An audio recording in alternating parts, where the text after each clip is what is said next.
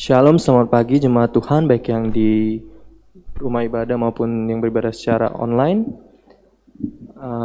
Apa kabarnya? Luar biasa. Saya percaya pasti kabarnya luar biasa. Kita percaya bahwa pagi hari ini kita berkumpul lagi untuk beribadah bersama, semua karena kasih dan anugerah Tuhan. Sebelum itu saya akan bacakan satu kebenaran firman Tuhan di Ulangan 10 ayat 21. Dikatakan dialah pokok puji-pujianmu dan dialah Allahmu yang telah melakukan di antaramu perbuatan-perbuatan yang besar dan dahsyat yang telah kau lihat dengan matamu sendiri. Marilah kita bangkit berdiri, menyiapkan hati kita untuk memuji dan menyembah Tuhan.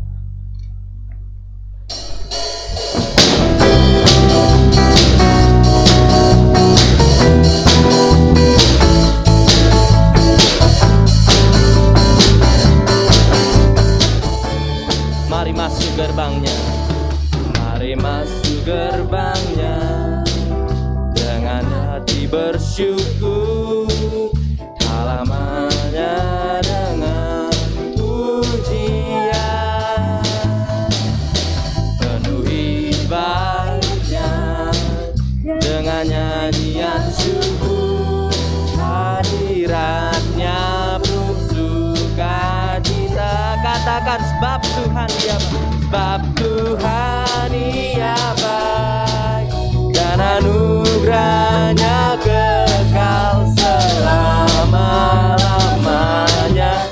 Amin. Sebab Tuhan Ia baik dan anugerahnya kekal selama-lamanya. Amin.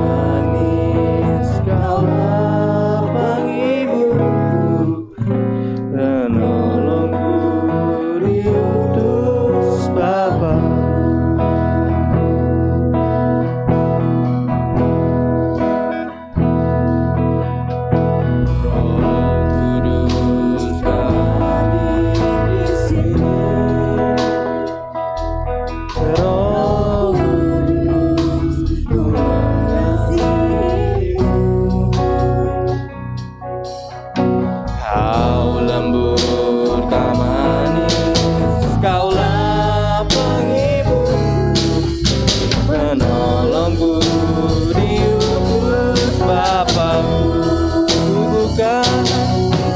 Ku buka hati untukmu Tuhan.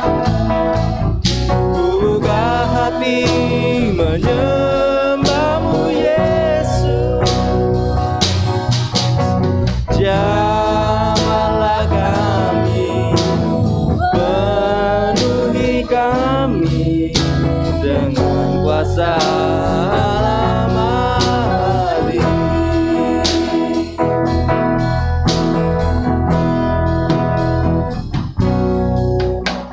Roh Kudus, Kau hadir di sini. Roh Kudus, Roh Kudus, ku mengasihimu. Kau lembut, Kau manis, Kaulah penghibur, penolongku, diutus Bapakku. Ku buka hati untuk Roh-Mu Tuhan.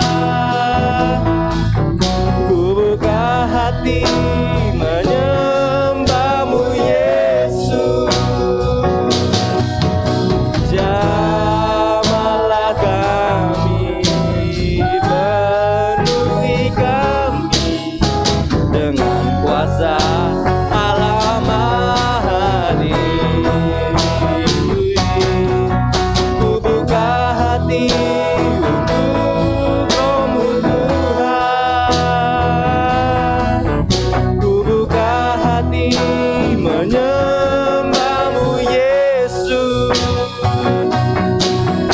Jamahlah kami, penuhi kami dengan kuasa alam-Maha. Ku buka hati untuk Roh-Mu Tuhan. Ku buka hati menyembahmu Yesus. Jamahlah kami, penuhi kami dengan kuasa alam-Maha. Jamahlah kami, jamahlah kami, penuhi kami dengan kuasa alam-Maha.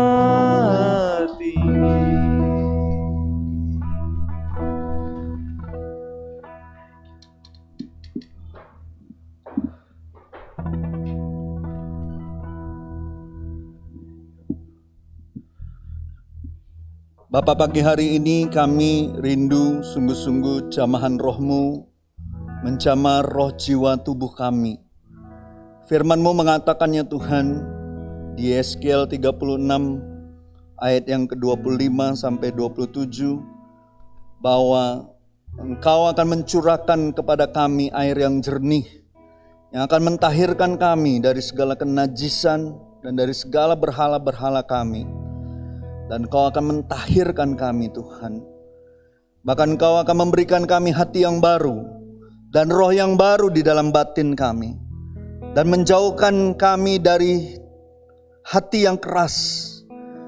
Engkau akan memberikan kami hati yang taat. Roh-Mu Tuhan akan Kau berikan diam di dalam batin kami. Dan akan membuat kami hidup menurut segala ketetapan-Mu. Dan tetap berpegang kepada peraturan-peraturan-Mu dan melakukannya. Kami bersyukur Tuhan, kalau sebentar lagi kami akan merayakan hari di mana pencurahan Roh Kudus yang kami kenal sebagai hari Pentakosta. Kami percaya Tuhan, gereja-Mu lahir ketika Roh Kudus-Mu tercurah atas umat-Mu. Dan kami yakin dan percaya di hari-hari terakhir ini Kau mencurahkan lebih dahsyat dan lebih dahsyat lagi Tuhan. Roh-Mu ke atas anak-anak-Mu, baik besar dan kecil, tua dan muda ya Tuhan. Bahkan firman-Mu mengatakan anak-anak akan bernubuat, teruna-teruna kami akan mendapat visi Tuhan, dan orang-orang tua kami akan mendapatkan mimpi yang daripada Tuhan. Tuhan, inilah hari-hari terakhir itu. Kami rindu, kami haus, kami lapar akan Kau Tuhan. Dan biarlah kami boleh dipuaskan setiap kali kami tahu bahwa Roh-Mu sedang bekerja. Roh-Mu sedang berkarya Tuhan dalam kami. Roh-Mu sedang bergerak di dalam gereja-Mu Tuhan. Terima kasih Tuhan, sebentar kami akan mendengarkan firman-Mu. Berbicaralah dalam hati, roh, jiwa kami. Dan biarlah Roh Kudus, Engkau menjadi pribadi yang menjamah kami, menginsafkan kami, dan memerdekakan kami dengan kebenaran firman-Mu. Yang lemah Kau kuatkan, yang sakit Kau sembuhkan, yang sedang mengalami masa-masa kesulitan di hari-hari ini, Tuhan berikan jawaban dan penghiburan. Terima kasih Tuhan. Kami serahkan waktu ini ke dalam tangan kasih-Mu. Dalam nama Yesus yang siap mendengar firman Tuhan dan siap diberkati, sama-sama saya katakan amin. Silakan duduk Bapak Ibu, saudara-saudariku yang terkasih. Selamat pagi, shalom. Puji Tuhan, kita kembali berada di rumah Tuhan dan juga saudara-saudara yang beribadah dari rumah. Saya percaya ini adalah harinya Tuhan, di mana Tuhan rindu membawa kita lebih dalam dan lebih dalam lagi mengenal Dia di masa-masa seperti ini. Dan dalam waktu dekat ini kita akan merayakan yang namanya Hari Pencurahan Roh Kudus, Hari Pentakosta. Tidak kebetulan bulan ini saya menyampaikan bagaimana dengan tema bagaimana Roh Kudus itu berperan di dalam kehidupan kita. Dan kita harus percaya bahwa Roh Kuduslah yang menuntun, memimpin, dan membawa kita kepada keseluruhan kebenaran akan firman Tuhan. Jadi saudara mendengarkan firman Tuhan pagi ini, minta Roh Tuhan berbicara dalam hatimu. Minta Roh Tuhan berbicara dalam pikiranmu. Percayalah, Dia yang akan menuntun kita kepada keseluruhan kebenarannya. Mungkin saudara nggak ngerti waktu menerima kebenaran firman Tuhan pagi hari ini. Tapi Roh Kudus akan membawa engkau untuk mengerti segala sesuatu. Ada amin Bapak Ibu? Minggu lalu saya bagikan tentang bagaimana peranan Roh Kudus dari sejak semula. Masih ingat 3 poin bahwa Roh Kudus itu adalah pribadi Allah itu sendiri. Yang pertama, Roh Kudus itu pribadi, person.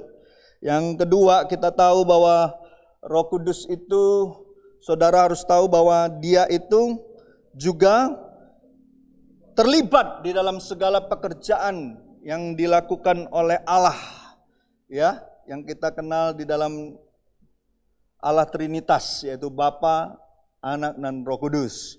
Dan yang ketiga, kita tahu bahwa nabi-nabi di Perjanjian Lama semuanya melakukan hal-hal yang ajaib.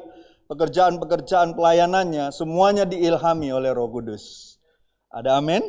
Nah, minggu ini saya akan bawa saudara untuk lebih dalam lagi karena kita umat perjanjian baru. Tentunya teladan kita adalah Kristus, Yesus. Yesus sendiri adalah teladan kita. Dan bagaimana Roh Kudus berkarya, bekerja, dan melakukan hal-hal yang dahsyat dalam kehidupannya, itu terjadi di masa Dia hidup sebagai anak manusia. Ya, jadi hari ini kita akan belajar tentang Roh Kudus dalam kehidupan Yesus. Dan tentunya ini akan berkaitan dengan kehidupan kita. Ada amin? Ada amin Bapak Ibu? Mari kita lihat di kesempatan kali ini, kita lihat dari Matius 3 ayat 11. Kita buka di Matius 3 ayat yang ke-11. Sudah sampai di situ? Matius 3 ayat 11. Kalau sudah ketemu kita akan baca sama-sama. Ini perkataan Yohanes Pembaptis. Mari kita lihat apa kata firman Tuhan melalui Yohanes Pembaptis di sana. Mari kita baca sama-sama, 2, 3. Aku membaptis kamu dengan air sebagai tanda pertobatan, tetapi Ia yang datang kemudian daripadaku lebih berkuasa daripadaku, dan aku tidak layak melepaskan kasutnya. Ia itu siapa? Yesus akan membaptiskan kamu dengan Roh Kudus dan dengan api. Ada amin, saudaraku? Jadi kita akan lihat dalam kesempatan kali ini bagaimana peranan Roh Kudus dalam pelayanan dan pengajaran Yesus. Dan kita perlu mengetahui bahwa Yohanes Pembaptis secara khusus datang memperkenalkan Yesus dan mempersiapkan jalan bagi pelayanannya. Halo? Ya. Dan itu yang dia katakan tadi. Aku membaptis kamu dengan air sebagai tanda pertobatan. Jadi kalau saudara yang sudah dibaptis air, saudara ataupun saudara yang ingin dibaptis air, saudara harus tahu bahwa baptisan air itu berbicara tentang engkau sungguh-sungguh ingin bertobat. Bukan ritual gereja, bukan ikut-ikutan. Kau sungguh-sungguh mengambil keputusan untuk bertobat. Ada amin? Tapi lebih daripada itu, Bapa di sorga rindu kita mengalami bukan hanya pertobatan, tapi mengalami perkara-perkara yang lebih dahsyat lagi ketika kita rindu dibaptis dengan Roh Kudus dan dengan api. Roh Kudus itu kan seringkali diperlambangkan dengan api. Ya. Karena di saat kita bertobat, betul roh kita sudah baru, tapi jiwa kita, pikiran kita, tingkah laku kita perlu terus dimurnikan Tuhan. Makanya perlu Roh Kudus. Nggak bisa dengan kekuatan manusia sendiri. Nggak bisa kita berubah dengan kekuatan kita sendiri. Butuh namanya pribadi Tuhan, yaitu Roh Kudus. Ada amin. Ya, nanti kita lihat kenapa begitu pentingnya Roh Kudus dalam kehidupan kita sebagai orang percaya. Perhatikan ya. Pelayanan Yesus berbeda dari semua hamba Tuhan, hamba Allah yang melayani sebelum dia. Karena ini pernyataan ini. Iya, Yesus dikatakan akan membaptis kamu dengan Roh Kudus dan dengan api. Jadi siapa oknum yang akan membaptis kita di dalam roh? Yesus itu sendiri. Dialah pribadinya.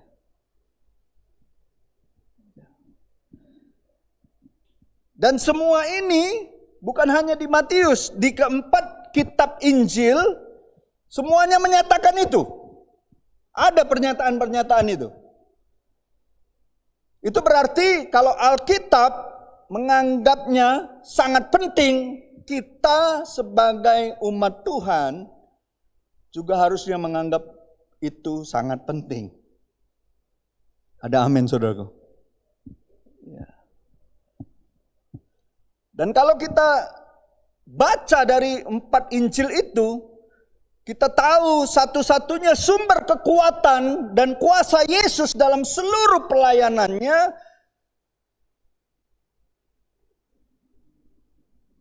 itu tidak terjadi sebelum Roh Kudus turun atasnya. Yesus belum melakukan mujizat sebelum Roh Kudus turun. Yesus belum berkhotbah sebelum Roh Kudus turun atasnya. Dia tunggu sampai Roh Kudus turun atasnya. Makanya waktu dia dibaptis oleh Yohanes Pembaptis, keluar dari air, barulah dibilang ada Roh Kudus turun atasnya seperti burung merpati. Baru setelah itu dia mulai pelayanannya. Jadi perkara-perkara kita mau dipakai Tuhan, mau dipakai untuk menyatakan kebesaran, menyatakan kabar baik, Jangan pernah coba-coba pakai kekuatanmu sendiri. Nggak akan berhasil. Semua itu hanya bisa dikerjakan oleh Roh Allah itu sendiri, yang kita kenal dengan nama Roh Kudus. Sepintar apapun kita, sekolah setinggi apapun kita,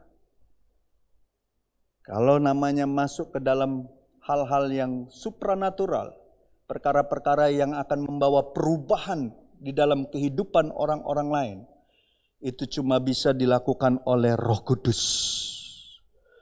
Bukan oleh kebaikanmu, bukan oleh kepandaianmu berbicara, semuanya itu hanyalah bagian daripada kuasa Roh Kudus.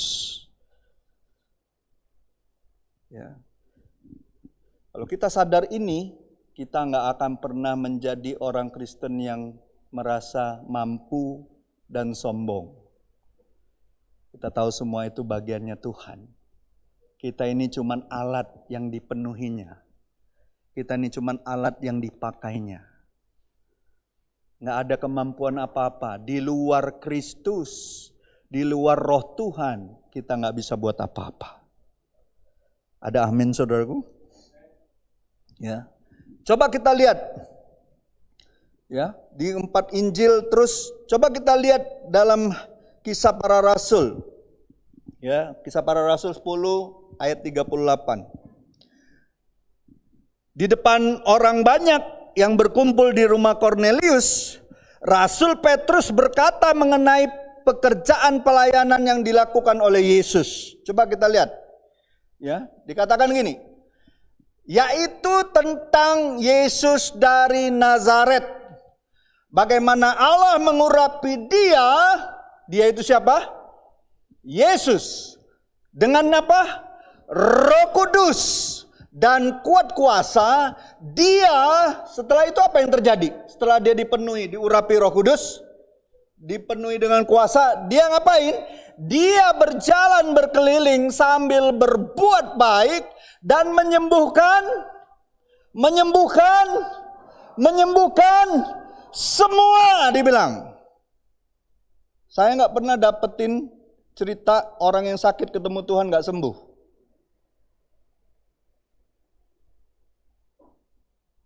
Semua, ya, menyembuhkan semua orang yang dikuasai iblis, sebab Allah menyertai dia. Berarti Roh Kudus itu adalah Allah itu sendiri. Dalam bahasa Palembangnya, TBP, terjemahan bahasa Palembang, karena kita sudah ada terjemahan bahasa Palembangnya, kitab Lukas.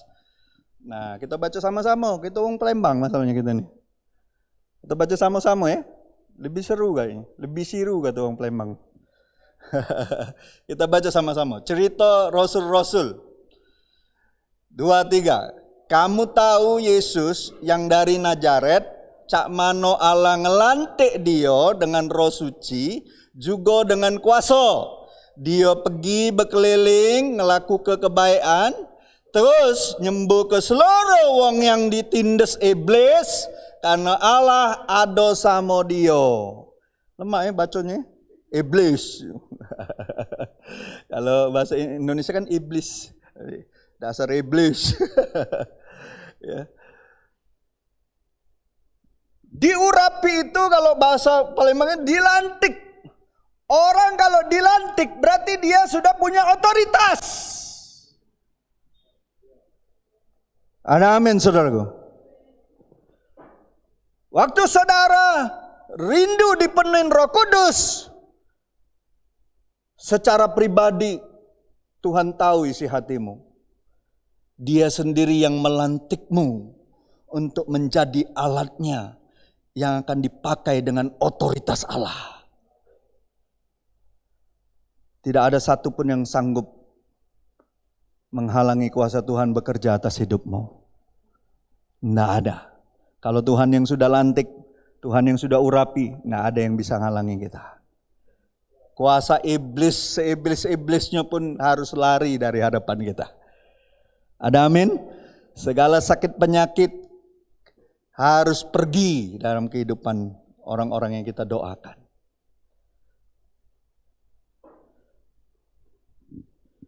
Ya. Kita harus percaya firman ini. Saya daripada pendapat manusia, ini. Saya lebih mau percaya dengan apa kata firman Tuhan.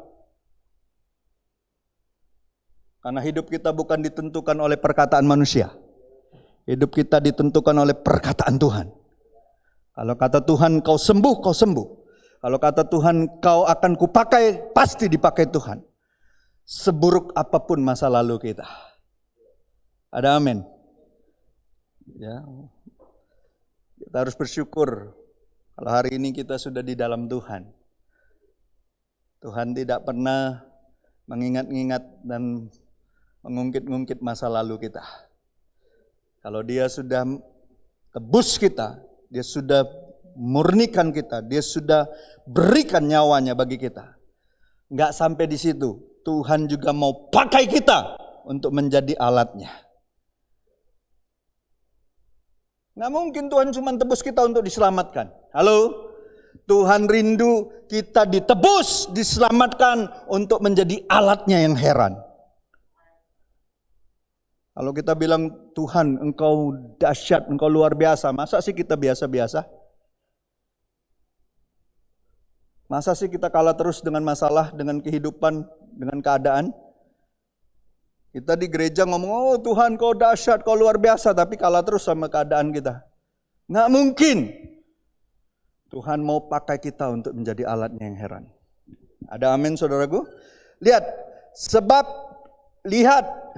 sebagaimana kuat kuasa Yesus dalam pelayanannya selama di bumi itu bersumber dari Roh Kudus.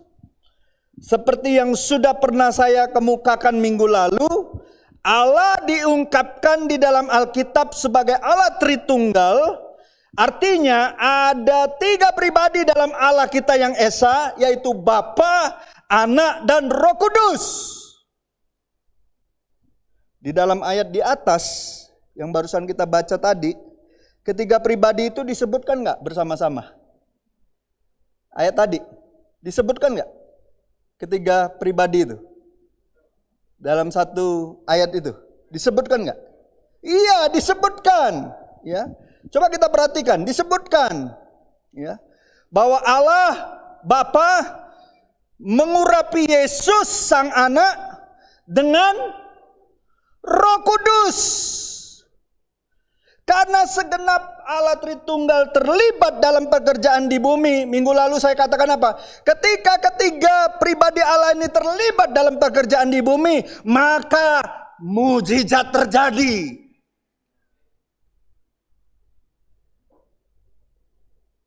Maka yang tidak ada bisa jadi ada. Ingat nggak awal penciptaan? Gelap, kosong, nggak ada apa-apa, betul nggak? Tiba-tiba Allah berfirman, jadilah terang.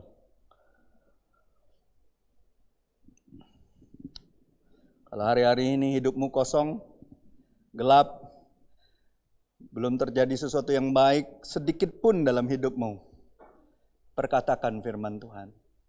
Tuhan, Kau adalah terang dunia, dan terangmu itu ada di dalamku.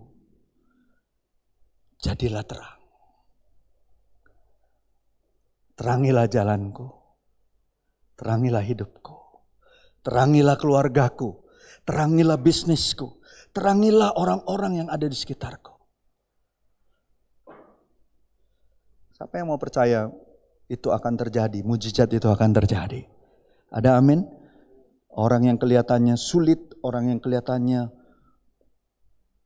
keras, orang yang kelihatannya gak bisa berubah menurut pandangan kita.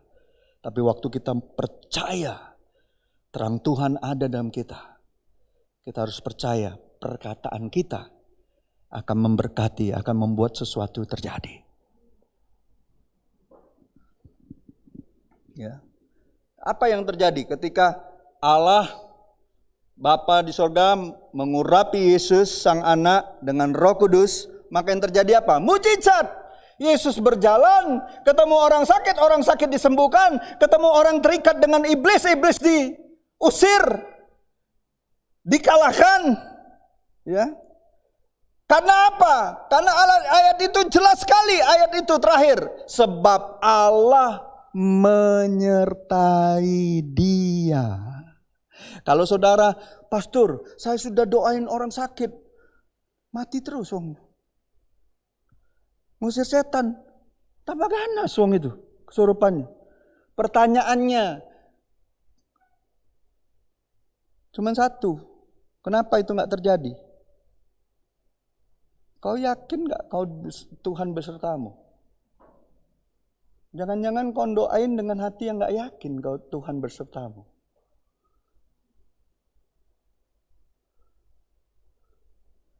Doa orang benar bila dengan yakin. Ada amin saudaraku. Ada kata yakin. Tuhan menyertai saya. Sesuatu akan terjadi. Jangan pertanyakan apa yang Tuhan bisa buat. Kau akan kaget nanti kalau kau terus-terusan bertanya apa yang Tuhan bisa buat. Tuhan bisa buat jauh melampaui apa yang bisa kau pikirkan. Ya.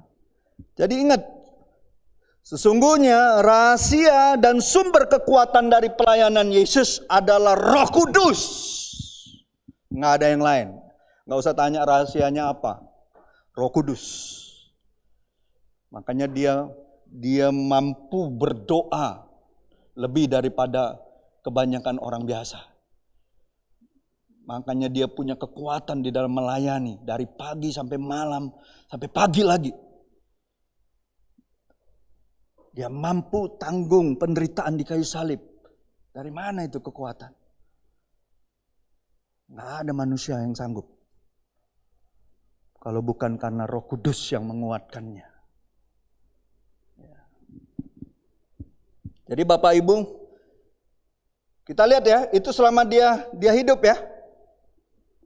Dia pelayanan, dia lakukan hal-hal yang besar, itu selama dia hidup. Lalu apa yang terjadi setelah dia mati dan dia dibangkitkan? Apa yang terjadi? Dia masih terus nggak mengizinkan Roh Kudus yang berkarya? Ada amin nggak? Ada amin nggak?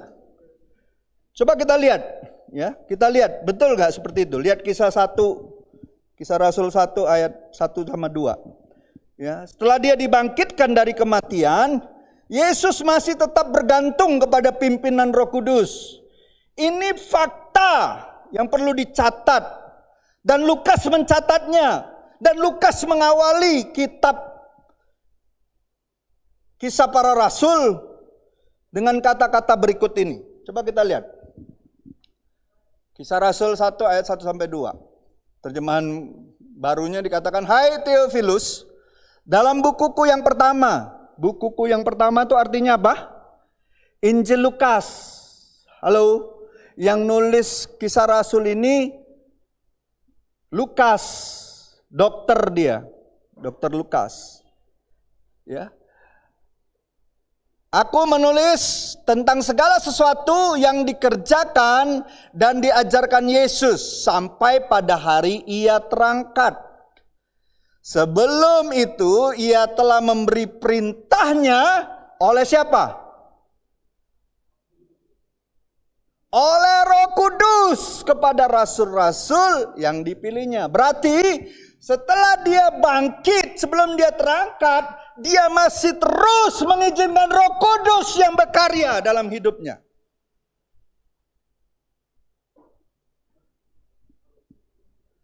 Kita baca dalam bahasa Palembang. Ya, terjemahan bahasa Palembangnya. Cerita Rasul-Rasul 1 ayat 1 sampai 2. 2, 3. Dari Lukas untuk Bapak Theophilus yang terhormat. Di buku aku yang pertama, akulah nulis ke seluruh pasal yang mulai dilakukan juga diajarkan oleh Yesus sampai hari dia terangkat ke surga. Dia diangkat sehabis ngenjuk ke perintah-perintah lewat Roh Suci ke rasul-rasul yang dipilihnya. Jadi ingat bahwa Yesus sendiri waktu jadi anak manusia, sepenuhnya kehidupan pelayanannya, bahkan sebelum dia terangkat ke sorga, segala sesuatu yang dia kerjakan, kekuatan dan kuat kuasanya itu datang dari Roh Kudus. Bukan dari dirinya sendiri, dari Roh Kudus.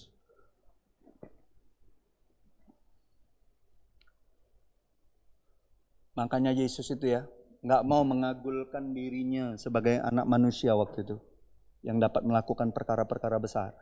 Ingat nggak waktu orang nemuin dia, anak muda itu nemuin dia? Guru yang baik, apa yang aku harus lakukan supaya aku masuk dalam kerajaan sorga? Yesus lihat dia, tidak ada yang baik selain daripada Allah itu sendiri. Orang muda itu memandang Yesus sebagai guru yang baik, hanya sebatas manusia.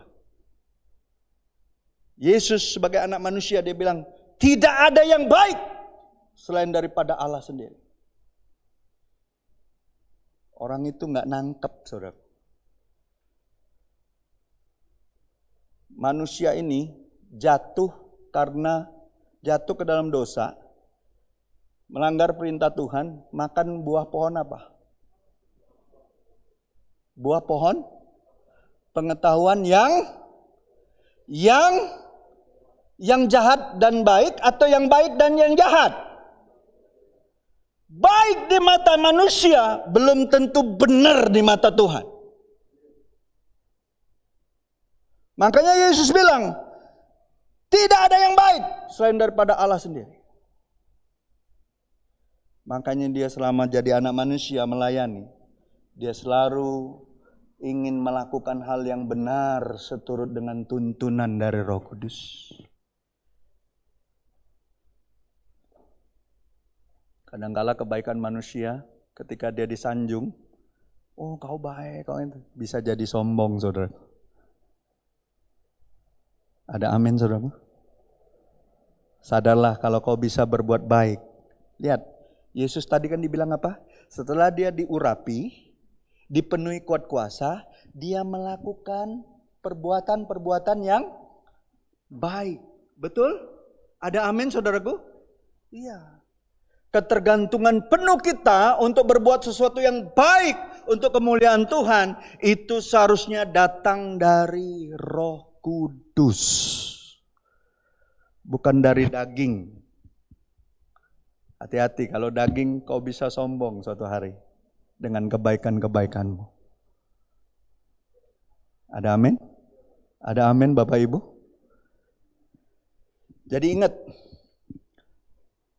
saya percaya di sini di Kisah Rasul 1 ini kan bicaranya mengenai pelayanan Yesus setelah masa 40 hari kan.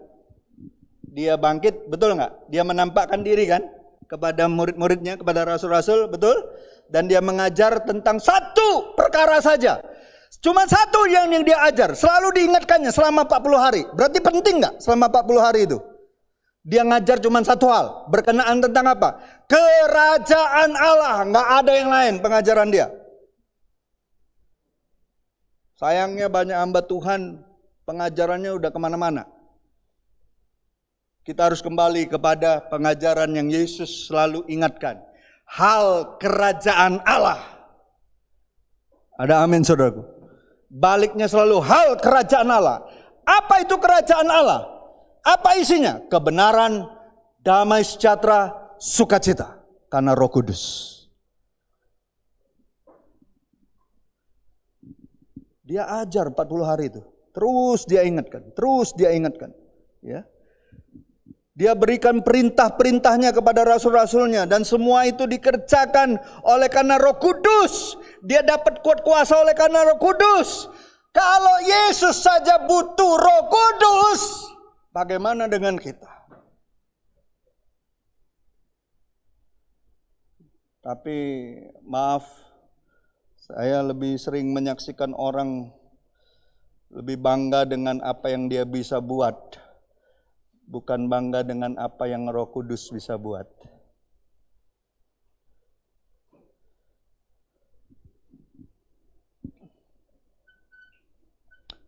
Yesus saja melakukan segala sesuatu. Dia tidak pernah melakukan apapun di dalam pelayanan dan pengajarannya tanpa pimpinan Roh Kudus. Nggak pernah. Dia selalu tunggu bagaimana Roh Kudus berkarya atas kehidupan. Saudara ingat nggak? Setiap pagi habis dia doa, murid-muridnya cari dia, mari kita pergi ke kota-kota, ke desa dan ngajar. Betul? Betul? Ngajar dia kan? Sepanjang hari kan? Menurut saudara capek nggak dia? Sepanjang hari dia beritakan Injil dan ngajar, capek nggak? Capek. Tapi kalau saudara baca itu kitab Markus, waktu dia di petang hari, di akhir hari, di akhir segala kegiatan dia sudah mau pulang, apa yang terjadi di rumahnya? Orang berbondong-bondong sudah nunggu di rumahnya, minta didoakan, minta disembuhkan, minta dilepaskan dari segala ikatan. Betul? Menurut saudara, capek enggak dia sebagai manusia? Sebab dia kan manusia. Yakin enggak saudara bahwa Yesus manusia 100%? Kita harus yakin itu. Dia 100% anak manusia waktu itu. Capek. Secara fisik, capek.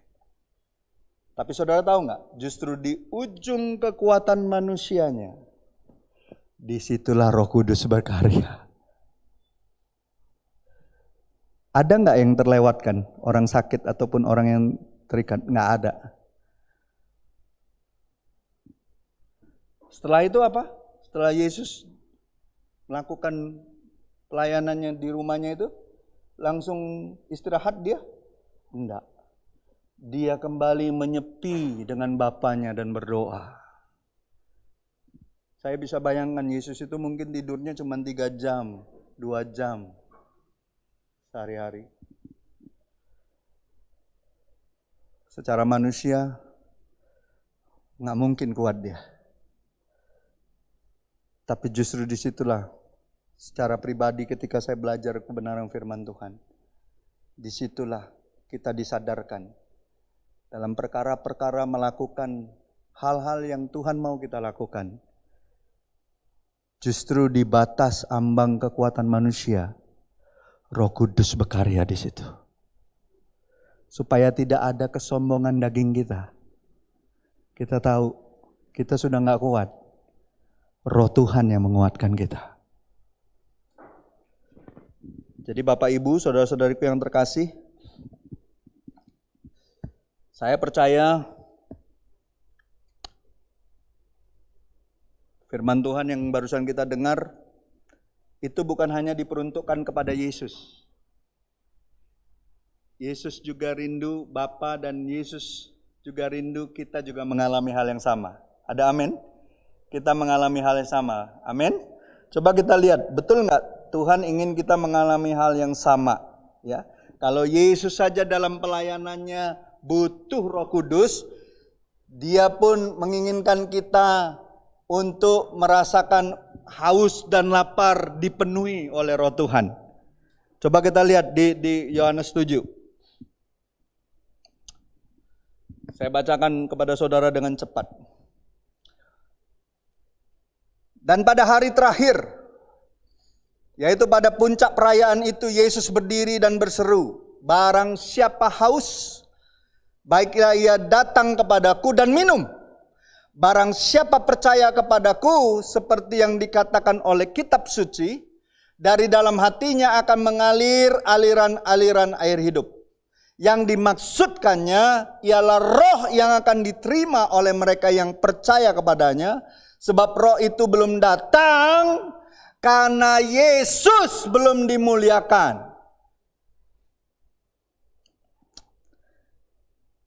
Coba lihat betapa menakjubkan perkataan-perkataan Yesus ini. Coba perhatikan ya. Mula-mula Yesus bicara gini, mengenai seorang yang haus. Betul? Lihat ayat itu. Barang siapa haus, betul? Kemudian setelah Roh Kudus datang, dikatakan barang siapa percaya kepadaku seperti yang dikatakan kitab suci. Setelah Roh Kudus datang dan masuk dalam hati orang itu, masuk dalam hidup orang itu, Apa yang terjadi? Orang itu yang haus tadi, jadi apa? Dari dalam dirinya mengalir aliran-aliran air hidup. Saudara kita yang letih lesu, beban berat, kita yang punya banyak masalah, kita ini seperti orang yang haus, kayak kekeringan, kayak gak merasakan apa-apa. Tapi waktu roh Tuhan, kita minta sama Bapa di sorga, kita minta roh Tuhan tercurah atas kita, maka dari dalam kita akan mengalir aliran-aliran air hidup. Kita akan jadi sumber yang mengalirkan aliran air hidup. Orang yang haus tadi tidak haus lagi, malah kan dia sendiri menjadi sumber yang mengalirkan air kehidupan melalui Roh Kudus. Jadi bagi kita orang yang sudah percaya kepada Yesus, tadi dibilang barang siapa yang percaya. Saudara yakin saudara itu sudah sungguh-sungguh percaya? Siapa yang di ruangan ini ataupun yang di rumah yakin betul bahwa saudara itu betul-betul percaya kepada Yesus? Kalau saudara yakin betul, seharusnya dari dalam dirimu mengalir aliran-aliran air hidup. Bukannya lagi ngomong, aduh pastor, hari-hari ini saya lagi down, lagi patah semangat, lagi ini, lagi itu, lagi banyak masalah. Perkataannya mengeluh, keluh kesah terus. Seharusnya kalau kau percaya tiap hari, Tuhan rindu mencurahkan rohnya.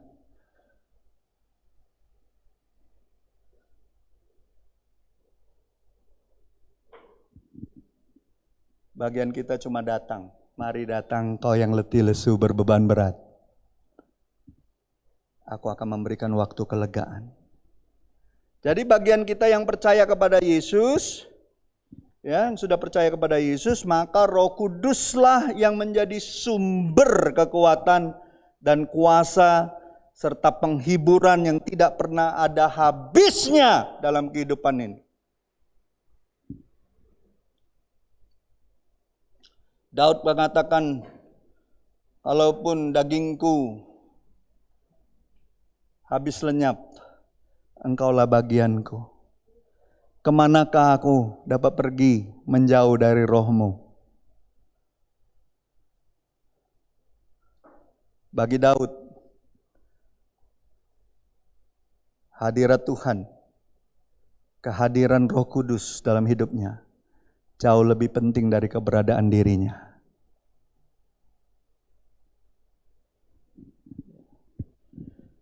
Coba kita lihat, selanjutnya penulis Injil juga menuliskan bahwa meskipun janji Yesus itu diberikan semasa dia melayani, ya, waktu dia melayani kan itu kan, dia bilang kan, kalau kamu percaya, kamu akan menerima janji itu, betul? Dari dalammu akan mengalir aliran air hidup. Janji itu baru dipenuhi sesudah Yesus naik ke sorga.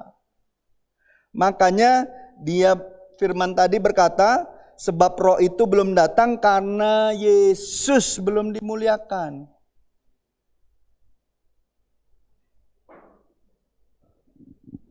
Mari kita lihat apa yang dikatakan selanjutnya. Ya, tentang hal itu. Lihat Yohanes 14 ayat 15 sampai 18. Benar enggak? Bapa di sorga beserta juga Yesus Kristus sebagai Tuhan dan Juru Selamat kita, rindu setiap kita dipenuhi oleh rohnya.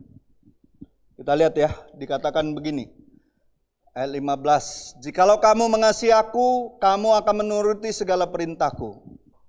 Aku akan minta kepada Bapa dan Ia akan memberikan kepadamu apa? Seorang penolong yang lain supaya menyertai kamu selama-lamanya, yaitu roh kebenaran. Dunia tidak dapat menerima dia sebab dunia tidak melihat dia dan tidak mengenal dia. Tetapi kamu, siapa kamu itu? Kita yang mengenal Kristus, betul? Kita yang mengenal Tuhan, ya. Kamu mengenal dia sebab ia menyertai kamu dan akan diam di dalam kamu. Jadi saudara, kalau saudara lihat kaca, saudara harus tahu siapa dirimu dan siapa yang diam di dalammu.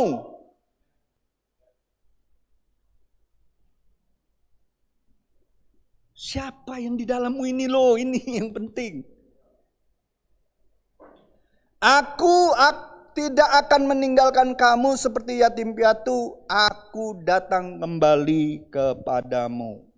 Dari ayat-ayat ini ada 3 hal yang penting yang perlu diperhatikan. Yang pertama, Yesus berkata gini, Bapa akan memberikan kepadamu seorang penolong yang lain.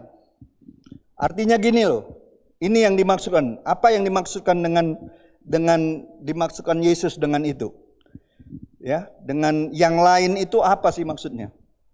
Artinya Yesus secara pribadi, dia kan 3,5 tahun nemenin sama-sama dengan murid-muridnya, betul? Betul? 3,5 tahun kan? Murid-muridnya sudah bersama-sama dia. Lihat bagaimana kehidupannya, lihat keteladanannya, lihat bagaimana dia melayani, betul? Yesus tuh mau bilang gini, nggak lama lagi nih aku nak pergi. Tapi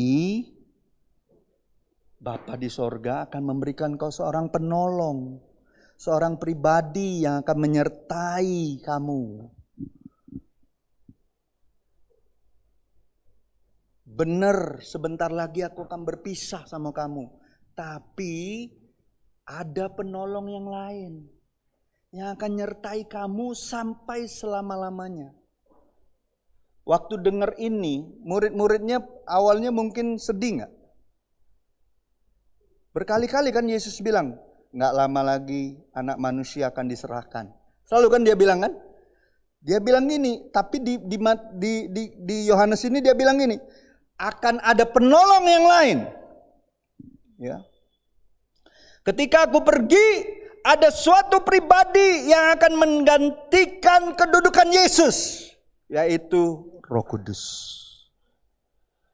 Dan dia tidak akan meninggalkan kita sampai selama-lamanya.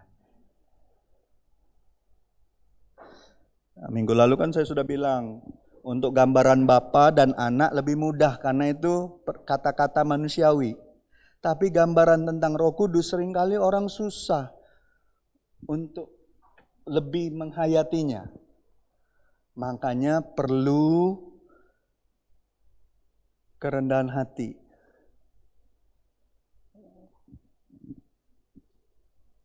Makanya Yesus kan bilang ini, masakan kamu yang baik, Bapa yang jahat aja, tahu beri yang baik kepada anak-anakmu. Apalagi Bapa di sorga. Dia mintalah kepada dia, maka dia akan memberikan apa? Roh Kudus. Bagian meminta itu butuh kerendahan hati gak? Butuh doa gak? Butuh rasa ingin gak? Namanya minta. Kita gak sanggup, kita gak mungkin sanggup dengan kekuatan kita untuk mengizinkan dia masuk. Untuk mendapatkan anugerah itu, gak mungkin pemberian itu. Kecuali kita minta.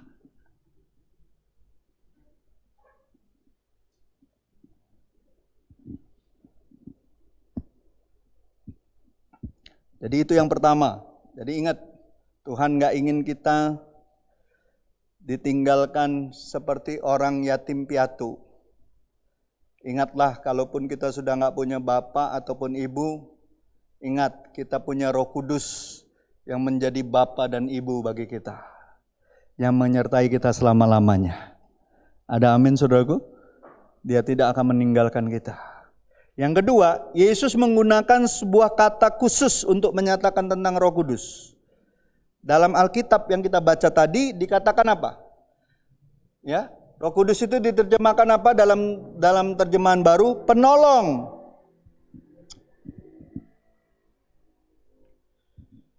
Namun dalam kata yang dipakai dalam teks aslinya, dalam bahasa Yunani, itu disebut bukan penolong sebenarnya. Parakletos itu sebenarnya bukan penolong, arti lebih dalamnya lagi. Itu seperti seorang yang dipanggil untuk mendampingi dan membantu.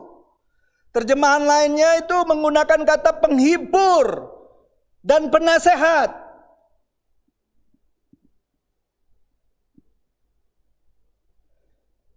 Jadi secara komplitnya itu Roh Kudus itu bukan hanya penolong, tapi juga penghibur dan penasehat kita. Kan tadi kan kita nyanyi kan? Kau lembut, kau manis, kaulah penghiburku, penolongku, diutus Bapakku. Bagiannya supaya kita bisa terima apa? Ku buka hati untuk Roh-Mu Tuhan. Ku buka hati menyembah-Mu Yesus. Roh Kudus gak akan mungkin tinggal di hati orang yang sombong. Dia akan tinggal di hati orang yang betul-betul merendahkan dirinya di hadapan Tuhan.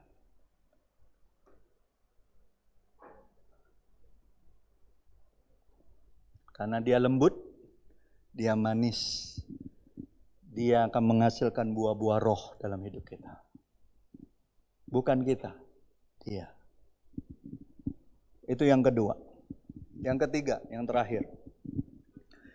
Yesus kemudian menunjukkan bahwa Roh Kudus akan tinggal bersama murid-muridnya itu untuk selama-lamanya.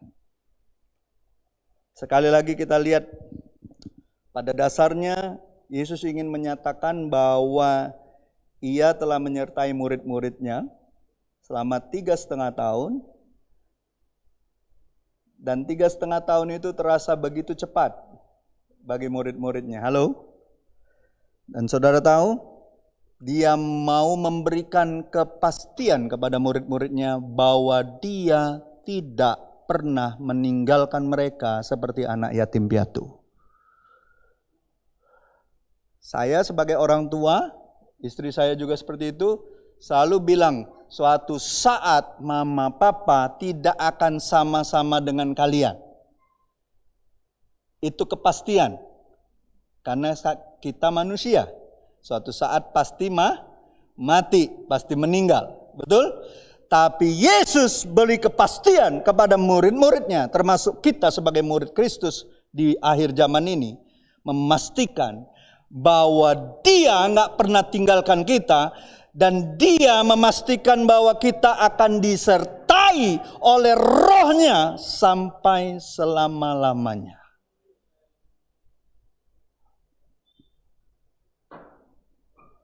Bukankah itu suatu janji yang luar biasa?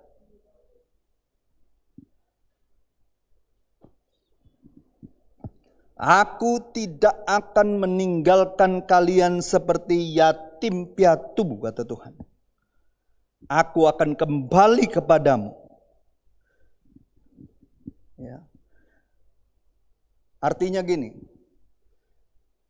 Roh Kudus sebagai penolong, penghibur, dan penasehat, di dalam Dialah segala kepenuhan, segala kebutuhan, segala yang kita perlukan selama kita hidup di dunia ini untuk hidup mengiring Yesus, Dialah yang menyediakan segala sesuatunya.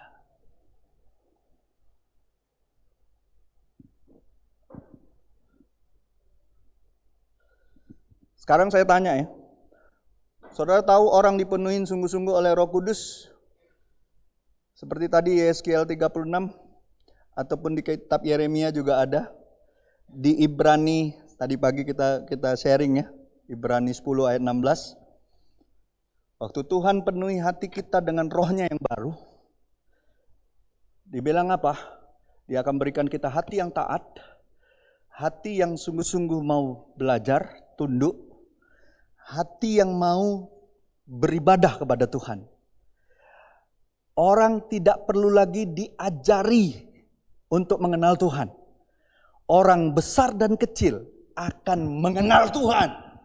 ketika dia dipenuhi Roh Kudus. Artinya gini, orang yang dipenuhi Roh Kudus, dia nggak perlu lagi dipaksa, didorong-dorong lagi untuk mengenal Tuhan.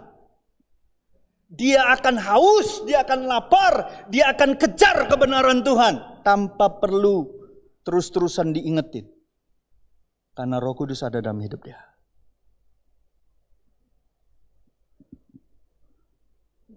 Paham nggak sampai di sini? Kalau orang Kristen, dia hanya bisa mau ikut hal-hal yang perkara-perkara yang rohani karena disuruh, karena diajak, karena dipaksa. Saya pastikan orang itu belum mengalami yang namanya Roh Kudus. Karena dia masih butuh orang, manusia yang mengingatkannya. Tapi kalau orang sudah dipenuhi Roh Kudus, itu dari dalamnya sendiri mengalir. Aliran air hidup itu. Dia rindu, bukan hanya dia dipuaskan, tapi dia rindu aliran itu mengalir kepada orang lain. Ya. Ayat terakhir, kita lihat Yohanes 16 ayat 12 sampai 15. Ini Yohanes itu dari 14, 15, 16 semuanya bicara soal Roh Kudus. Makanya kalau dalam dasar kelas transformasi berkenaan tentang Roh Kudus, dari Injil itu paling banyak diambil dari Yohanes. Yohanes 14, 15, 16. Kita lihat Yohanes 16.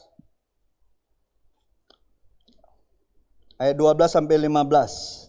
Dikatakan apa firman Tuhan di sana? Dikatakan gini. Masih banyak hal yang harus kukatakan kepadamu, tetapi sekarang kamu belum dapat menanggungnya. Lihat, sebelum Roh Kudus dicurahkan, kemarin ada yang bilang gini, saya nih pastor, saya hari-hari ini lebih giat baca firman, ngalamin maksudnya tuh saya banyak mengerti tentang pewahyuan-pewahyuan dari firman Tuhan. Tapi dari perkataan dia, keluh kesahnya, saya tahu orang ini sedang mengalami banyak hal yang membuat dia patah semangat.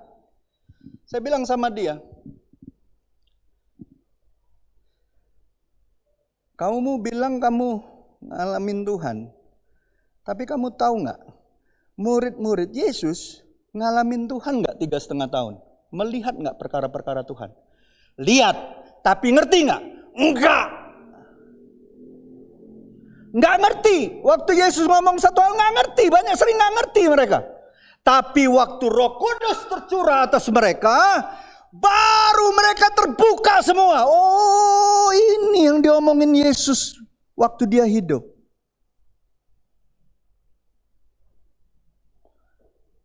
Jangan pernah ketika kita baca firman, ketika kita merasa kita dapat pencerahan, itu berdasarkan inimu. Kau cuma sebatas pengertianmu. Makanya Alkitab katakan di Amsal 3, jangan berjalan menurut pengertianmu sendiri. Akuilah Tuhan dalam segala lakumu, maka Dia akan meluruskan jalan-jalanmu. Jangan pikir kita sudah banyak ngerti tentang Tuhan. Percayalah, pengertian sesungguhnya hanya bisa diwahyukan oleh Roh Kudus. Bukan oleh kepandaian kita, bukan. Dikatakan gini, tetapi apabila Ia datang, yaitu Roh kebenaran, Ia akan memimpin kamu ke dalam seluruh kebenaran. Dibawanya kita kepada seluruh kebenaran. Makanya banyak orang, dia ngerti firman Tuhan menurut pikirannya, tapi ketika ngadepin masalah, ketika ngadepin dagingnya, dia nggak merdeka. Dia nggak ngalami terobosan-terobosan. Karena apa? Karena dia nggak ngalamin Roh Tuhan.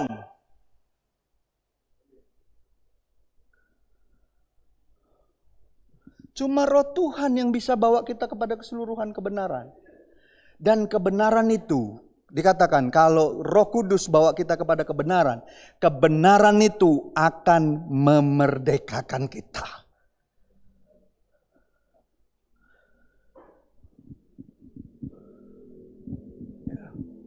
Sebab ia tidak berkata-kata dari dirinya sendiri, tapi segala sesuatu, garis bawahi, segala sesuatu yang didengarnya, itulah yang dikatakannya, dan ia akan memberitakan kepadamu hal-hal yang datang. Bahkan perkara-perkara yang belum kita pikirkan pun dia bisa kasih tahu. Bahkan ketika kita ngomong sama seseorang, orang itu berpikir, kok orang ini tahu tentang hidup saya. Itu pekerjaan Roh Kudus. Bukan karena hebat, gagah, pintarmu. Lalu apa dikatakan? Ia, yang pasti apa? Kalau orang dipenuhi Roh Kudus, dia akan selalu apa? Ia akan memuliakan aku, sebab ia memberitakan kepadamu apa yang diterimanya daripadaku, segala sesuatu, ada kata lagi, segala sesuatu yang Bapa punya adalah aku punya. Sebab itu aku berkata, ia akan memberitakan kepadamu apa yang diterimanya daripadaku.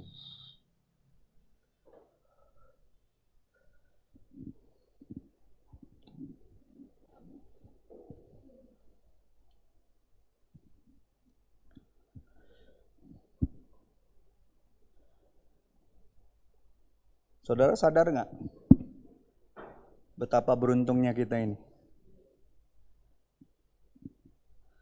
Kita ini umat perjanjian baru loh.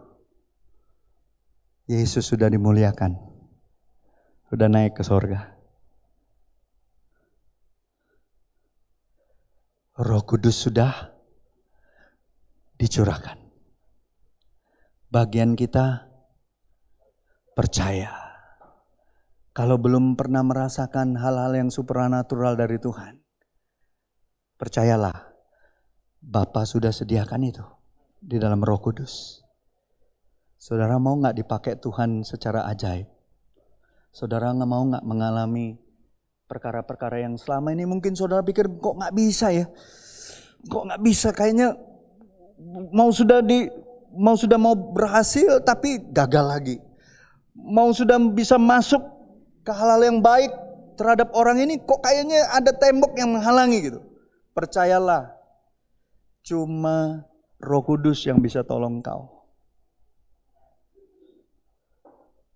Itu bagiannya dia. Kalau kau sudah tahu setiap usahamu sudah mentok, mungkin waktunya, saatnya sekarang minta Roh Kudus yang kasih tuntun pimpin. Bapak Ibu, saudara-saudariku yang terkasih, saya tutup di sini. Kita ini beruntung sebagai umat perjanjian baru. Yesus sudah dimuliakan. Yesus sudah naik ke sorga. Roh Kudus sudah dicurahkan. Bahkan Rasul Paulus dengan iri secara rohani dia bilang gini, hari-hari terakhir, dia sudah melihat hari-hari terakhir. Roh Tuhan itu dicurahkan dengan begitu luar biasanya. Anak-anak kita dibilang akan bernubuat. Saudara gak pengen lihat anak-anakmu ketika berdoa, mereka berdoa sambil menubuatkan kebenaran firman Tuhan? Apa cuman anak-anak yang disuruh doa makan cuman sebatas doa makan? Saudara rindu gak anak-anakmu berdoa untuk sekolahnya, berdoa untuk kampusnya, berdoa untuk temannya, supaya orang-orang itu mengalami Tuhan? Dibilang teruna-teruna. Siapa teruna-teruna? Anak-anak muda kita akan dapat visi. Mereka hidup bukan hanya untuk hidupnya saja, tapi punya visi jauh ke depan untuk bangsanya, untuk bangsa-bangsa, bahkan untuk orang-orang yang belum mengenal Tuhan. Dan yang luar biasa, kalau Roh Kudus diminta oleh orang-orang tua akan dapat mimpi-mimpi besar akan generasi berikutnya.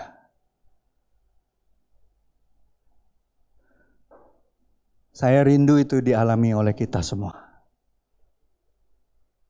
Ini waktunya.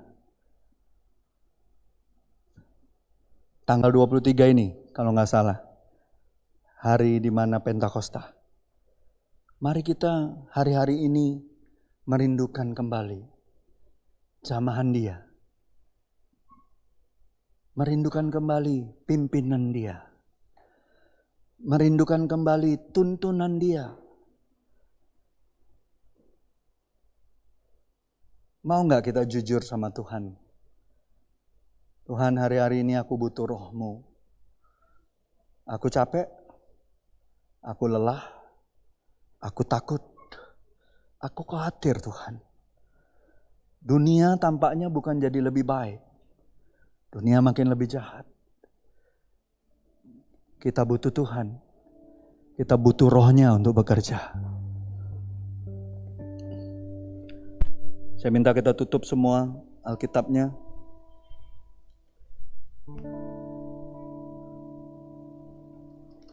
Oh Jesus.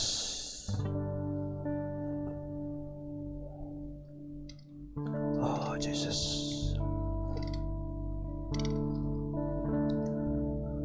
Siapa yang pagi hari ini saudara rindu untuk membuka hatimu dan mengizinkan Roh Tuhan menjamah hidupmu, membuka pikiranmu, mengizinkan firman Tuhan dipakai Roh Kudus untuk meruntuhkan pikiran-pikiranmu yang salah. Pagi hari ini, secara bersama-sama kita di ruangan ini dan juga di rumah-rumah, kita rindu sebagaimana peristiwa Pentakosta mengguncangkan tempat di mana murid-murid Tuhan berkumpul dan mereka menerima janji Tuhan, yaitu kepenuhan Roh Kudus. Biarlah hari-hari ini, dimulai dari hari ini, sampai nanti kita akan merayakan bersama-sama hari pencurahan Roh Kudus. Kita semua kembali dipenuhi, dipuaskan, dikenyangkan oleh Roh Tuhan. Hanya Roh Tuhan yang mampu menyediakan segala yang kita perlukan, yang datang daripada Bapa. Roh-Mu yang hidup penuhiku, mengalir dalamku. Jiwaku tenang bersamamu dalam naunganmu. Ku buka hati Tuhan, ku buka hati tu jamahanmu, berserah penuh di hadiratmu.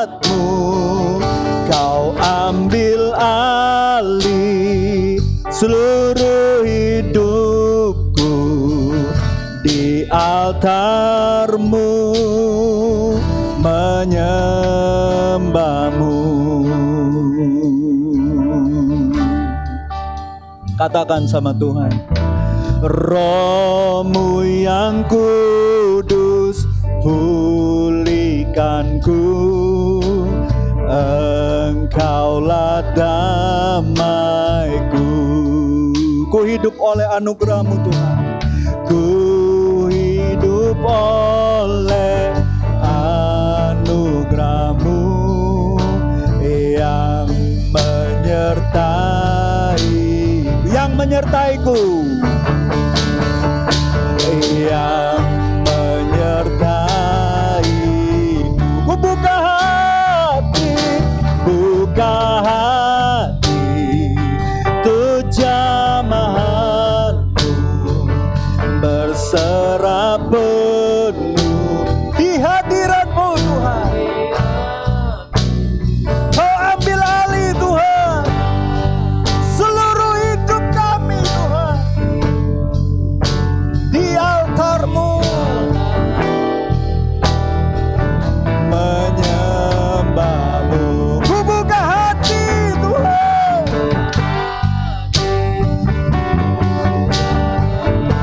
kami rindu jamahan-Mu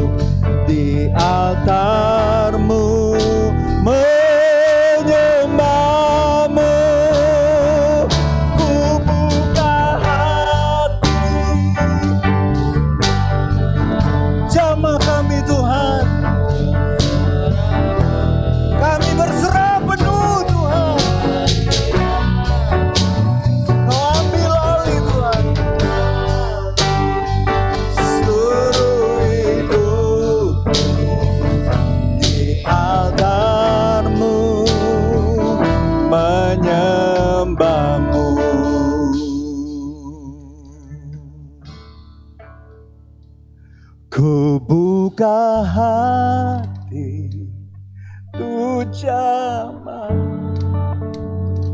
Kau dengar Tuhan seruan hati kami Tuhan. Kami berserah penuh kepadamu Tuhan hari-hari ini. Kami sudah gak tahu harus berbuat apa Tuhan dengan keadaan di dunia ini Tuhan. Di altar-Mu Tuhan, kami hanya bisa menyembah-Mu Tuhan. Kami buka hati Tuhan. Kami buka hati kami Tuhan. Kami rindu jamahan-Mu Tuhan. Kembalikan kasih mula-mula kami Tuhan. Kau ambil alih seluruh hidupku. Di altar-Mu menyembah-Mu. Ku hidup karena-Mu, ku menang karena-Mu. Sungguh Yesus Kau segalanya bagiku. Ku hidup karena-Mu, ku menang karena-Mu. Sungguh Yesus Kau segalanya bagiku. Ku hidup karena-Mu, ku menang karena-Mu. Sungguh Yesus Kau segalanya bagiku. Ku hidup karena-Mu, ku menang karena-Mu.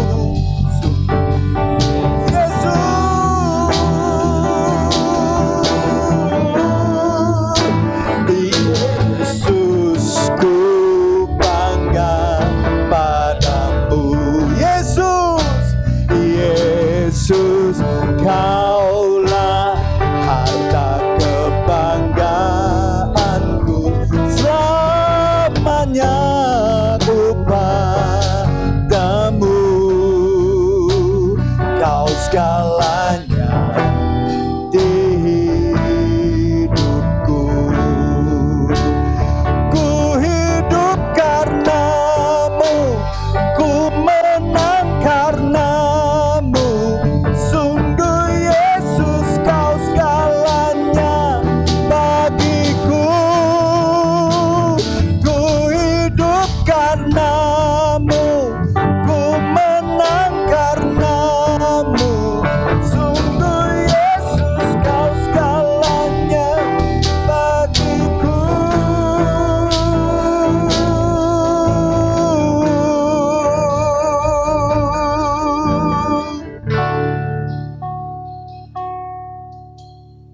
Tuhan, kami tahu di luar Engkau kami gak bisa buat apapun Tuhan.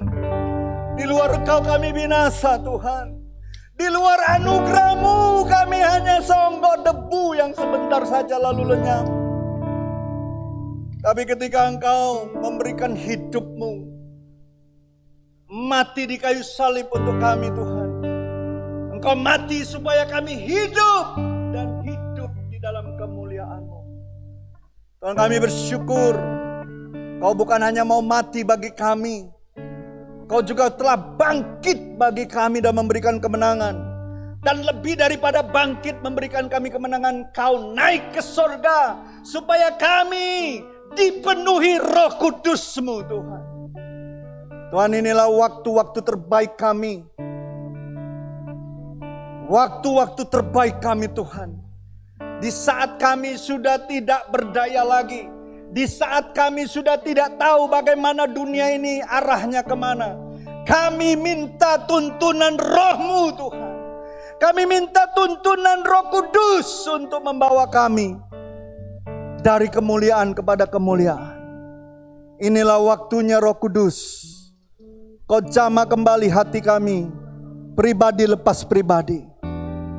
Jangan lewatkan satupun Tuhan, orang yang ada di ruangan ini maupun yang di rumah-rumah. Jangan lewatkan Tuhan. Jangan lalui kami Tuhan. Kami haus, kami lapar, kami rindu rindu Tuhan. Ini waktu terbaik kami Tuhan untuk merasakan kembali jamahan-Mu. Terima kasih Tuhan. Tuhan, terima kasih untuk kebenaran firman-Mu yang luar biasa hari ini. Ingatkan kami terus Tuhan, bahwa Kau rindu kami mengalami apa yang dialami oleh Yesus Tuhan dan Juru Selamat kami. Bagaimana Dia diurapi dengan kuat kuasa, sehingga apapun yang Dia kerjakan, baik ketika Dia berjalan, ketika Dia berbicara, ketika Dia berdoa, sesuatu terjadi Tuhan. Ini kerinduan kami Tuhan di hari-hari terakhir ini. Izinkan kami Tuhan dipakai menjadi alat-Mu yang heran. Kami sudah bosan dengan menjadi biasa-biasa. Kami rindu jadi luar biasa Tuhan. Kami rindu jadi seperti-Mu. Kami rindu menjadi gereja-Mu Tuhan, yang menjawab kebutuhan orang-orang di kota ini, di bangsa ini, di negeri ini Tuhan. Tuhan, ini kami Tuhan. Kami mungkin gak punya apa-apa, tapi kami punya hati Tuhan, punya hidup untuk diserahkan kepadamu. Ini kami Tuhan. Pakailah sisa hidup kami ini Tuhan untuk menjadi alat-Mu. Jangan biarkan lewat satupun daripada kami Tuhan. Dari anak-anak kecil sampai orang yang paling tua sekalipun. Dari pelajar sampai para pebisnis Tuhan. Dari orang-orang yang hanya hidupnya biasa-biasa, menjadikan mereka tahu bahwa mereka berharga dan mereka luar biasa. Tuhan, gak ada kerinduan kami Tuhan selain daripada memuliakan nama-Mu. Ini kami Tuhan. Biarlah seperti Yesaya mengatakan, ini aku Tuhan, utus aku. Utus aku Tuhan kemanapun Kau bawa aku. Terima kasih Tuhan untuk pagi hari ini. Hamba percaya Tuhan, Engkau mengasihi setiap daripada kami di ruangan ini dan juga yang ada di rumah. Engkau rindu bahwa jemaat ini Tuhan menjadi gereja-Mu yang sungguh-sungguh menyampaikan suara kenabian di bangsa ini. Terima kasih Tuhan. Hamba-Mu sudah selesai untuk berbicara. Tapi hamba percaya Roh Kudus Kau akan terus berbicara dalam hati kami. Jangan biarkan kami diam Tuhan. Buat kami bergerak seturut dengan pimpinan-Mu. Terima kasih Tuhan. Serahkan waktu selanjutnya ke dalam tangan kasih-Mu. Dalam nama Yesus kami berdoa dan mengucap syukur, dan setiap kita yang diberkati Tuhan dan dijamah oleh Tuhan, sama-sama saya katakan amin. Silakan yang mau menyampaikan pengumuman.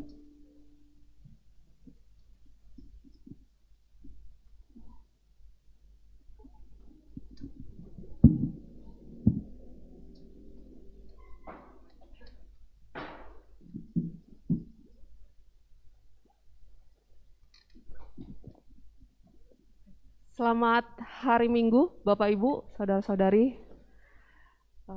Semoga dalam keadaan sehat semua.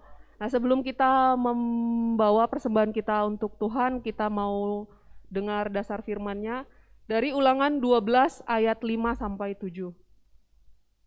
Ulangan 12 ayat 5 sampai 7. Oh, enggak ada. Oke. Baik. Bapak Ibu yang di gereja maupun yang di rumah, judul perikop dari pasal 12 ini adalah satu tempat ibadah. Jadi firman Tuhan, saya singkat saja di awalnya ini. Jadi Tuhan waktu mau membawa bangsa Israel ini dalam perjalanan sebelum sampai ke tanah perjanjian, ada hal yang Tuhan sampaikan kepada bangsa Israel. Tuhan ini adalah Allah yang suka berjanji. Tapi kita tahu bahwa Allah yang kita yang sembah ini bukan hanya suka berjanji, tapi Dia menepati janjinya. Saya bacakan firman-Nya ayat 5, 6, dan 7. Tetapi tempat yang akan dipilih Tuhan Allahmu dari segala sukumu sebagai kediamannya untuk menegakkan namanya di sana. Tempat itulah harus kamu cari dan kesanalah harus kamu pergi. Kesanalah harus kamu bawa korban bakaran dan korban sembelihanmu, persembahan persepuluhanmu dan persembahan khususmu, korban nazarmu dan korban sukarelamu, anak-anak sulung lembu sapimu dan kambing dombamu. Di sanalah kamu makan di hadapan Tuhan Allahmu dan bersukaria, kamu dan seisi rumahmu. Karena dalam segala usahamu, engkau diberkati oleh Tuhan Allahmu. Jadi Bapak Ibu, kita bersyukur ya, kita punya Allah yang Dia itu waktu kita selesai, bukan Allah yang kita selesai melakukan kegiatan kita baru saya sudah duga loh pasti ini terjadi pada kamu. Enggak, dari awal sebelum kita melakukannya Dia sudah berjanji dan Dia tepati. Jadi kita punya Allah yang berintegritas, Allah yang ucapannya sama dengan apa yang Dia lakukan. Kita punya Allah yang menaruh benih di tangan kita untuk kita menaburnya di ladang Tuhan, di dalam pekerjaan Tuhan. Dan yang kita syukuri adalah dalam segala usaha kita, baik sekarang kelihatan atau enggak kelihatan, Tuhan itu memberkati. Mari kita berdoa. Oh, shikaraba. Thank you Jesus. Bapak, terima kasih untuk hari ini. Kami bersyukur buat kebaikan-Mu ya Tuhan. Oh Tuhan, dalam segala keadaan kami percaya Engkau Allah yang tetap baik, Engkau Allah yang memberikan penghiburan, kekuatan, Engkau Allah yang mendidik, Engkau Allah yang meneguhkan hati kami ya Tuhan. Engkau Allah yang sanggup menarik kami keluar dari segala pergumulan kami ya Tuhan, yang membawa kami kepada kemenangan demi kemenangan. Oleh karena karya-Mu yang hebat di dalam kehidupan kami, terpujilah nama-Mu Tuhan, Allah yang layak ditinggikan. Kalau hari ini Tuhan, Kau berikan kami dorongan untuk membawa persembahan Tuhan. Persembahan apapun Tuhan yang Kau taruh di hati umat-Mu ya Tuhan. Kami percaya ya Tuhan, Kau akan bekerja di dalamnya ya Tuhan. Kau akan jadikan bertumbuh ya Tuhan. Kau akan jadikan berhasil. Kalau hari ini juga kami membawanya ya Tuhan, untuk rumah-Mu, untuk rumah ibadah yang Tuhan kami imani di dalam Engkau ya Tuhan. Bapa, mari bekerjalah ya Tuhan. Nyatakanlah kebesaran Engkau ya Tuhan di dalam nama Yesus. Terima kasih untuk setiap hati ya Tuhan.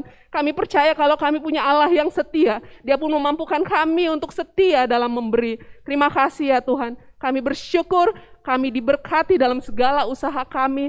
Tuhan, kami dan seisi rumah kami makan, Kau cukupkan ya Tuhan di dalam nama Yesus. Oh Tuhan, mungkin dunia akan membuat kami khawatir, tapi biarlah Tuhan kami menaruh pengharapan kami hanya di dalam Engkau saja. Terima kasih ya Tuhan, hanya di dalam nama Yesus. Haleluya, amin.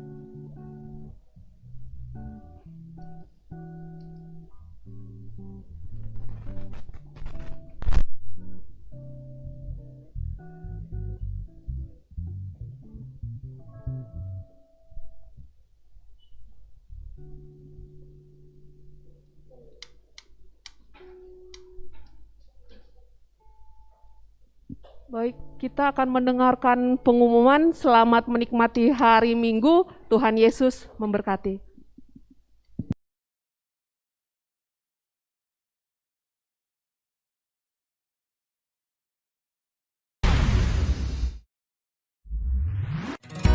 Shalom Jemaat City Blessing Palembang, selamat hari Minggu. Saya akan membacakan pengumuman pada minggu ini. Ada doa jemaat dan doa syafaat minggu ini.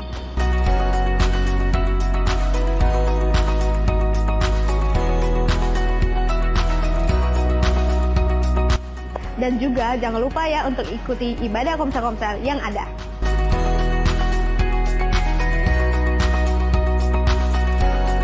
Untuk menjaga tubuh kita untuk terus sehat dan kuat, mari kita mengikuti olahraga setiap hari Jumat dan setiap hari Minggu.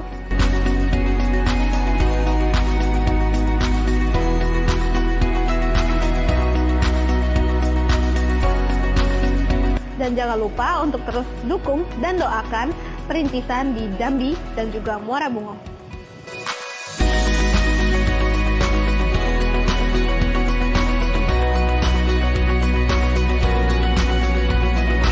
Selamat ulang tahun dan happy anniversary bagi yang merayakan di minggu ini.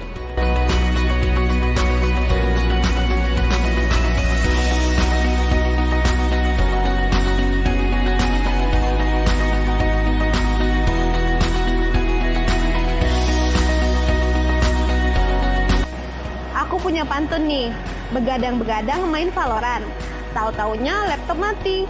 Jangan lupa jaga kesehatan, Tuhan Yesus memberkati.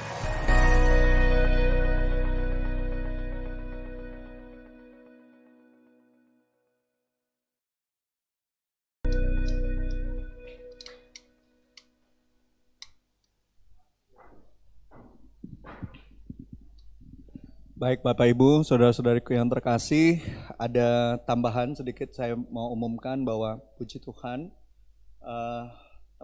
tempat kita beribadah di tempat ini oleh ownernya kita diberi kesempatan untuk memakainya kembali sembari kita beriman untuk menabur bagi pembangunan gereja kita sendiri. Kita diperpanjang lagi untuk 3 tahun ke depan. Jadi kalau kita dipercayakan tempat ini untuk kita pakai dan tidak diminta apapun kecuali untuk merawatnya, mari Bapak Ibu kita percaya kalau Tuhan percayakan kita tempat ini, walaupun bukan punya kita sendiri, tapi kita merawatnya, kita menjaganya, dan kita betul-betul bersama-sama memperindah tempat ini untuk tempat kita ibadah. Saya percaya itu tidak terlepas juga tetap kita membutuhkan dana untuk itu. Jadi saya berharap kita juga jangan lupa untuk terus menabur di rumah Tuhan untuk perkara-perkara yang ada di rumah Tuhan. Ditambah lagi, saya percaya dengan bertumbuhnya jemaat, ditambah lagi kita perintisan-perintisan, kita juga harus memikirkan pelayanan diakonia. Ya, ada pelayanan diakonia secara khusus di masa-masa pandemi ini. Bukan kita berharap ada yang kedukaan ataupun yang meninggalkan kita kembali ke rumah Bapa lebih dulu dari kita, tapi kita sudah harus pikirkan bagaimana kita juga punya kesiapan untuk hal itu. Kalau ada sahabat kita, saudara seiman kita, orang di dalam jemaat yang mengalami kedukaan, ya. Jadi saya berharap seluruh jemaat kita ini gereja itu bukan organisasi tapi organisme. Kita ini tubuh Kristus dan setiap kita adalah bagian penyusunnya. Kita bersama-sama berdiri bagi jemaat ini karena kita percaya gereja adalah keluarga Allah. Bukan gedungnya, bukan alat musiknya, bukan hal-hal yang ada di sini, tapi pribadi lepas pribadi inilah kita adalah gereja Tuhan. Kita adalah keluarga Allah. Amin. Ada amin Bapak Ibu. Jadi saya mengundang kita semua bangkit berdiri. Kita akan tutup ibadah kita dan kita akan doa berkat. Siapkan hati, roh, jiwa, tubuh kita untuk menerima berkat Tuhan, baik yang di ruangan ini maupun yang di rumah masing-masing. Saya percaya Tuhan rindu memakai kita menjadi terang, menjadi garam, menjadi berkat dimanapun Tuhan tempatkan kita. Sekalipun aku dalam lembah kelam, aku tak takut sebab Kau besertaku. Sekalipun badai topan datang menerpa, ku tak gentar sebab Kau di sisiku. Katakan sama Tuhan, aku percaya berkat-Mu atasku melimpah, kebajikan kemurahan selalu mengikuti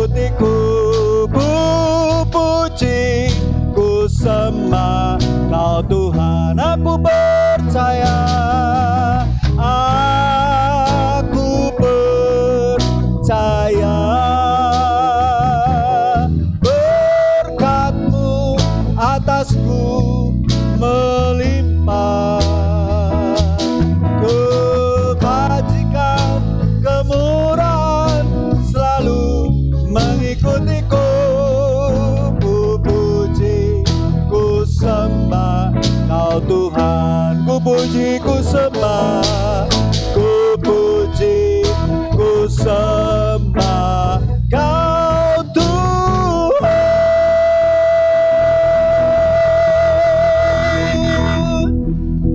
Terima kasih Bapa, kami bersyukur di masa-masa seperti ini kami yakin dan percaya bahwa Engkau adalah Bapa yang selalu memelihara kami, menopang kami, memimpin kami dan membimbing kami ke tempat yang seharusnya Engkau nyatakan dalam hidup kami.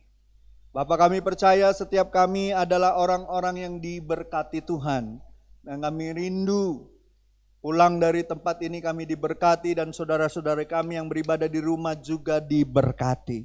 Bapak Ibu, angkatlah kedua tanganmu dan terimalah berkat daripada Tuhan. Kiranya Tuhan memberkati engkau dan melindungi engkau. Kiranya sinar wajah Tuhan menyinari wajahmu dan memberikan engkau kasih karunia. Dan kiranya Tuhan menghadapkan wajahnya kepada wajahmu dan memberikan engkau damai sejahtera Allah. Anugerah daripada Allah Bapa kita, kasih karunia dan kebenaran yang datangnya daripada Yesus, penghiburan dan penyertaan Roh Kudus membawa kita tetap taat dan setia sampai Yesus datang kedua kalinya, Maranatha, bahkan sampai selama-lamanya. Kita akan berdoa bersama-sama sebagai penutup dari doa berkat ini, sebagaimana Tuhan mengajarkan kita berdoa. Bapa kami yang di sorga, dikuduskanlah namamu, datanglah kerajaanmu, jadilah kehendak-mu di bumi seperti di sorga. Berikanlah kami pada hari ini makanan kami yang secukupnya, dan ampunilah kami akan kesalahan kami, seperti juga kami mengampuni orang yang bersalah pada kami. Dan janganlah bawa kami ke dalam pencobaan, tapi lepaskan kami daripada yang jahat. Karena Engkaulah yang punya kerajaan dan kuasa dan kemuliaan sampai selama-lamanya. Amin, amin dan amin. Selamat hari Minggu. Kati, selamat bersekutu satu dengan yang lain. Sampai ketemu lagi minggu depan. Shalom.